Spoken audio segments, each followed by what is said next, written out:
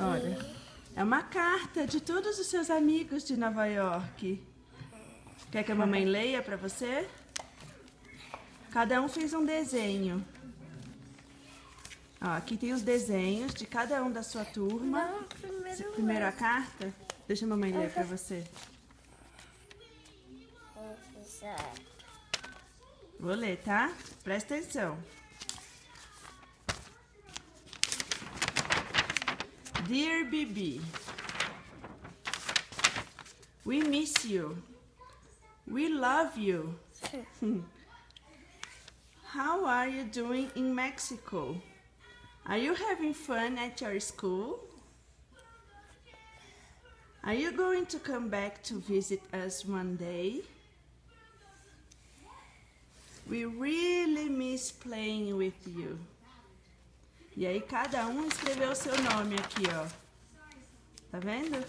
Então tem, ó, Sofia, Seyang, Arabella, Molly, Alex, Max, Benjamin. Cadê o Danny? Aqui, ó, bem grandão, Danny. É. Viu? Todos seus amigos? E aqui em cima? Aqui em cima é o que o teacher escreveu. Agora quer ver os desenhos? Sim. Vamos ver de quem são os desenhos. Esse. Deixa eu ver. Esse não entendi. Pega outro. Esse aqui vamos ver. Esse tá escrito Bibi. Eu acho que é da Molly. Tá escrito I miss you.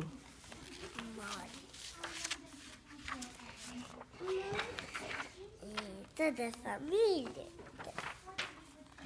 Eu gostei mais desse. Ai. Pega, mãe. Ó, esse aqui, ó, Bibi, é da Arabella.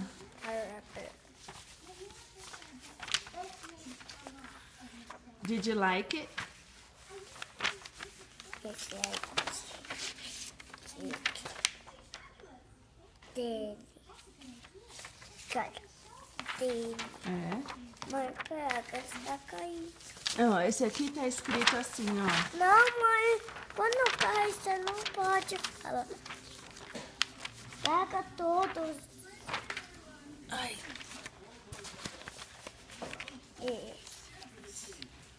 Esse acho que é da Cília. Tá o nome dela aí. Está escrito Bibicília. É. What do you want to tell your friends? How do you say? Thank you. Do you miss them? De quem é? Deixa eu De ver. quem é? Deixa eu ver. Não sei. Não, aqui tá o nome. Não sei. Não. Oi. E aqui, Jack. Jack, né, mãe? Pode ser. Ui, vai cair de novo. Ok, agora eu vou terminar o filme. Fala bye bye. Não.